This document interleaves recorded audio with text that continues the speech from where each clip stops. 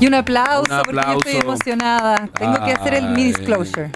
¿Por qué? ¿Qué tienes que Porque decir? yo soy fan de la vida entera. De cuando nuestro invitado, que no, bueno, la gente intuirá por la música que estamos escuchando de fondo de quién se trata, pero cuando nuestro invitado todavía ni siquiera era cantante, era modelo. Ah, así.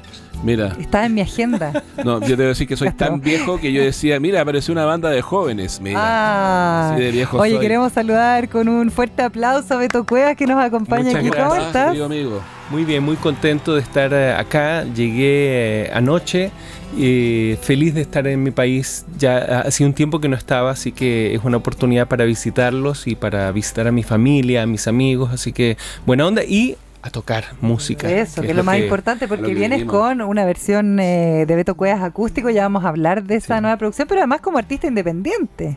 Correcto, sí, soy independiente en esta carrera en solitario y estoy muy contento también porque es un disco que hice con mis recursos y también lo produjo Humberto Gatica, así que es un producto de mucha calidad y aparte sacar vinilos es una cosa maravillosa. No sé si ustedes comparten conmigo ese gusto, pero la colección de vinilos es algo diferente porque es roce, es algo mucho Es más físico, ¿no? es Claro. físico, es analógico, es precioso. Tiene todo que ver con el diseño de las portadas, también Sí, de los vinilos, claro hay que todo sí. un Hay más tema con espacio. el arte además, ¿no? Sí. Ahora, estáis viendo ahora, 22 años del Unplugged de MTV de La Ley.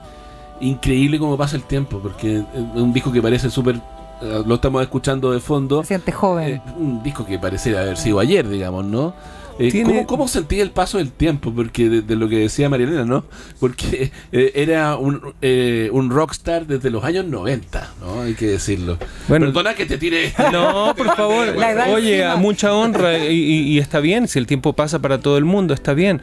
Pero sí, yo en los 90, a principios de los 90, ya era como un joven rockstar que empezaba a dar sus primeros pasos en algo que era completamente inesperado para mí, porque yo vivía en Canadá, en Montreal, y llegué aquí el 18 de septiembre del 88 para conocer mi país en un año sabático que me tomé, y aquí empecé a cantar y cambió mi vida y me convertí en lo que ¿Pero soy. empezaste a cantar por qué?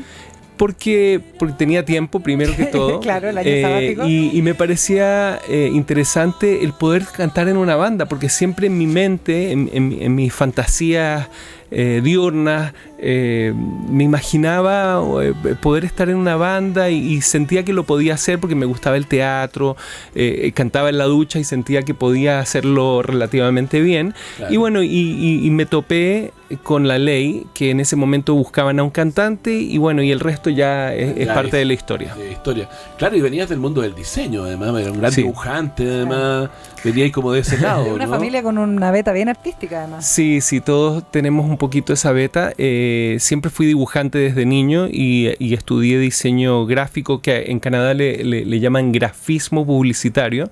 Y bueno, hice también trabajos para compañías de discos acá, hice póster y diferentes cosas, pero con eso de alguna forma me mantenía porque mi familia se fue al poco tiempo, después de que se cumplió ese año, se fue de vuelta a Canadá y yo dije, no, yo me quedo porque quiero hacer una carrera en esto. Independizaste. Y mis papás incluso me decían, oye, pero si quieres hacer una carrera en la música, ¿por qué no lo haces en Canadá, que es un país más desarrollado, donde hay más posibilidades? Y tenía sentido lo que decían, pero yo dije, no, porque esto que estoy haciendo acá es único y finalmente el arte es eso. Y está todo por hacer, ¿no? Oye, Por ese está todo momento. por hacer, y claro. partes con esta carrera que generó un cambio, y lo comentamos alguna vez a propósito de tus canciones, que las tocamos habitualmente acá en la radio, el tipo de impostación de la voz, la forma de cantar, la manera O tú como no sé, de frontman usar la de la banda, dicción ¿no? como Claro. frontman, marcó un hito que fue importante, yo creo, para el pop nacional, ¿no? Bueno, si lo dices tú, O definitivamente. sea, yo no soy Claro, especialista, claro. pero es evidente. No, era pero una forma además distinta. que no hay mejor opinión que la del público, finalmente, o de un fan. No tienes que ser experta en música para poder opinar sobre eso. Lo curioso de lo que me estás diciendo es que cuando yo lo estaba haciendo en ese momento y lo que se convirtió como en un referente, era algo bastante improvisado por parte mía. ¿Ah, sí? O sea, no es algo que yo hice porque, o sea, evidentemente tenía mis influencias y siempre que me subí en escenario estaba, pero cagado de susto, perdonen que lo diga así, pero claro, mucho nervio, pero yo siempre he tenido una personalidad que se enfrenta justamente a esos miedos. Entonces, para mí yo nunca me he achicado ante... ¿Cuáles eran esas referencias que usabas arriba del escenario en esa época? O sea, la principal de todas, Elvis. Ya. Era un tipo que se paraba en un escenario y tú no podías hacer otra cosa que mirarlo. Magnético, exacto. Entonces eso, una cosa que aprendí en esa época, que también me dio como una personalidad, es que yo al principio cantaba cerrando los ojos y agarraba el micrófono y cerraba los ojos y no enfrentaba, hasta que un momento dado me di cuenta de que mirando a los ojos a la gente y apuntándolas quizás con la mano, creaba puentes de conexión, y de esa manera la gente comenzó a reaccionar. Entonces me iba ganando a la gente de esa manera, y bueno, y así aprendí de este oficio que llevo ya, no vamos a decir cuántos años, pero mucho tiempo haciendo. ¿Cuántos años pasados? Bueno, yo empecé en junio de 1989. Wow. Se hagan la cuenta, más o menos ya han pasado más de 34 años. La edad de la democracia en Chile, entonces. Correcto, en esa época, justamente. Claro. Sí. Oye, Beto, pero también, obviamente, en toda esta trayectoria, la trayectoria internacional fue súper potente. Esta fue la primera banda chilena en cruzar frontera. A mí me tocó estar en México y el tipo me decía, ¿y tú conoces a los de La Ley? Sí. Bueno, sí, lo he entrevistado alguna vez. Pero, o sea, había un fervor latinoamericano también, ¿no? Sí, de todas maneras. O sea, giramos por todos lados. Teníamos todos muchos sueños, y yo tenía la certeza en mi corazón de que nos iba a ir bien, y esa es la impronta que le puse al trabajo de mi parte, y por supuesto todos mis compañeros, porque todos nos subimos a ese tren, y fue muy, muy lindo ver cómo un mercado tan grande como el mexicano reaccionó tan bien ante la llegada de La Ley. Creo que les llamaba mucho la atención La Ley. Para algunas personas en México, ellos juran que La Ley es un grupo mexicano. Sí. Incluso una anécdota, rápidamente, si me lo permiten, aquí en Chile, cuando vinieron los Rolling Stones a Chile y tocaron Angie, mucha gente dijo que buena onda los Rolling Stones que tocan un tema de La Ley. Entonces, bueno, maravilloso. Dijeron, claro, es diferente la versión de los Rolling Stones, pero qué lindo que hicieron el tema de La Ley. Qué bonito. Oye, pero hablando de estos 30 años, ¿no es cierto? Igual hay como una reinvención que es constante, es como casi como ser emprendedor, ¿o no, Beto? Sí, como bueno, empezaste tu carrera solista entre medio de esto, exacto, ¿no? Sí, y siempre es diferente, y lo lindo de una carrera en solitario es justamente esa posibilidad de que te puedes reinventar de la forma que sea. Yo afortunadamente les puedo decir de que hoy estoy más creativo que nunca, y me encanta llegar a un momento dado en que estoy libre para poderme sentar con mi guitarra y simplemente tocar diferentes acordes, improvisar, y he estado en los últimos meses generando casi una canción por día. ¿En serio? Solo que y la termino, o sea, la termino y quizás ya al otro día la reviso y la reescribo un poquito, pero he estado con esa maquinaria prendida. Pero tienes que parar. Y en esa maquinaria se me viene a la cabeza un poco como las lógicas de la nueva música, ¿no? Bueno, los revival que hay a través de las redes sociales con estos trends de TikTok, de Instagram, pero también como muchas veces se dice que se está acabando el rock.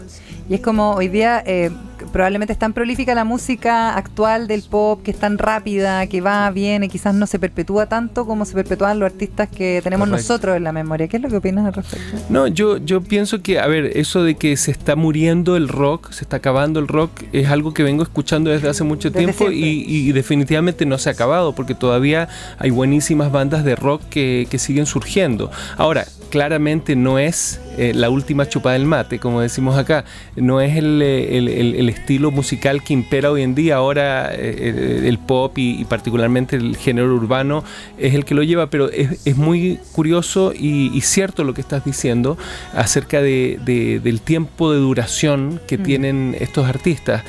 Por lo menos algunos de los que yo conozco, vemos algunos que fueron muy grandes hace unos años atrás y que hoy en día no tienen esa misma relevancia. Sin embargo, las bandas que tienen una fundación más sólida siguen existiendo de alguna manera, y eso creo que habla también del trabajo que se ha hecho con ese estilo. Por lo tanto, no está muerto el rock. Está muerto. Bueno, y a 22 años de este discazo que es el Unplugged de la Ley, vamos a escuchar Prisioneros de la Piel. ¿Qué emoción te da escuchar esta canción, ¿no? Que fue como uno de los grandes hitazos, ¿no? Antes de ser Unplugged.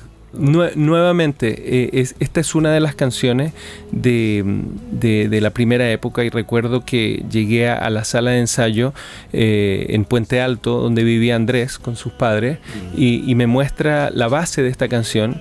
Y me dice, mira, se me ocurrió anoche, qué sé yo, y la melodía iría más o menos así, y la letra más o menos así. Yo le dije, a ver, Andrés, si tú quieres que yo sea cantante de la Ley, tienes que dejarme por lo menos intentar proponer una letra y una melodía, porque yo no soy intérprete, yo soy creativo. Entonces me dijo, ok, entonces hazle algo a esto. Y así salió la melodía. En un principio no escribía tan rápido, de Prisioneros de la Piel, y pocos días después la letra, y así salió Doble Opuesto, y sucesivamente muchas canciones, y fue muy lindo porque éramos una dupla creativa muy prolífica. ¿Lo extrañas todavía? Mucho, sí, y siempre pienso en él, y en fechas significativas que hemos coincidido.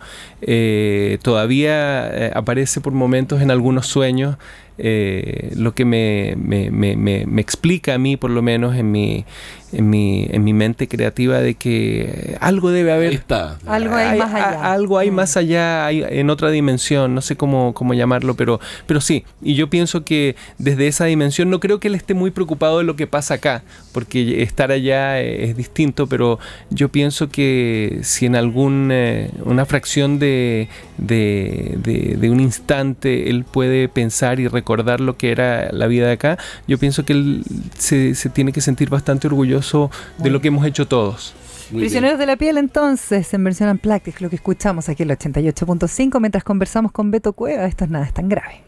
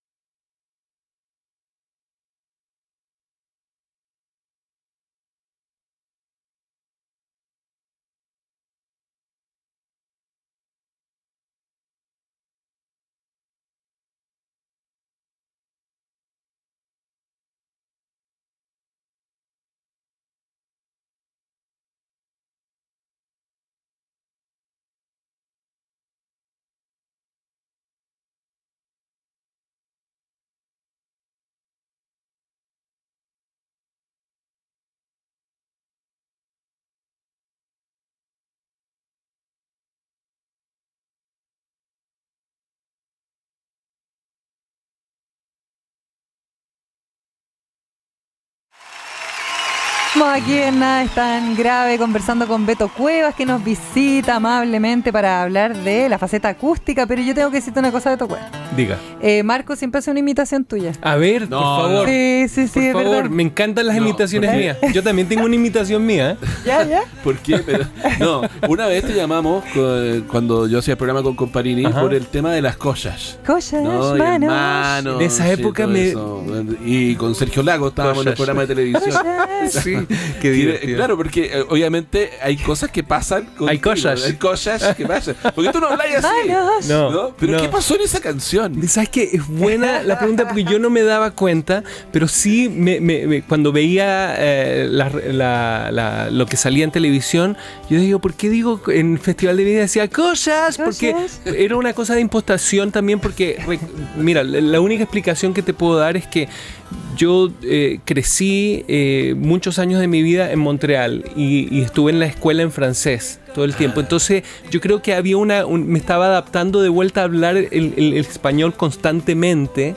Por eso yo pronuncio bien y hablo como bien neutro y me entienden todo en México. Entonces yo supongo que en esa parte era Claro, como una cosa medio inconsciente. una cosa también. inconsciente, entonces estaba adaptándose. Pero marcó un hito. Marcó La un gente hito. dice cosas, manos. Sí. Hasta el día de hoy. Como si fuese español, sí, es verdad. Pero ya no, ya no. Tenías Ahora, canciones en ahora francés es también, yo me cosas. acuerdo.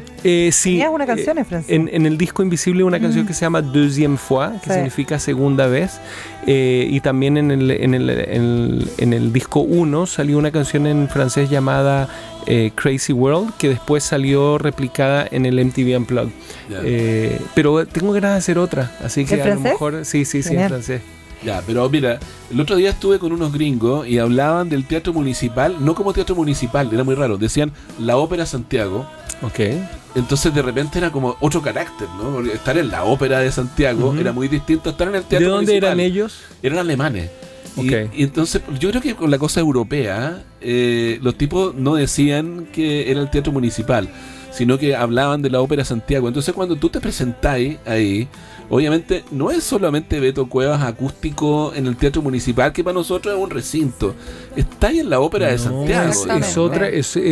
Es otro pelo. Es otro pelo, Es otro güey. pelo, o sea, estar en el Teatro Municipal de Santiago, que voy a experimentar por primera vez ahora el 29 en 2 funciones y el 30 que abrimos una nueva, es una cosa que requiere un respeto, Claro, pararte claro. en ese escenario, además que es un lugar que tiene una acústica privilegiada. Para la ópera, para Exacto. todas las Y obras creo que que eso de llamarle ópera es, por ejemplo, en Los Ángeles es el LA Philharmonic, pero también le dicen ópera.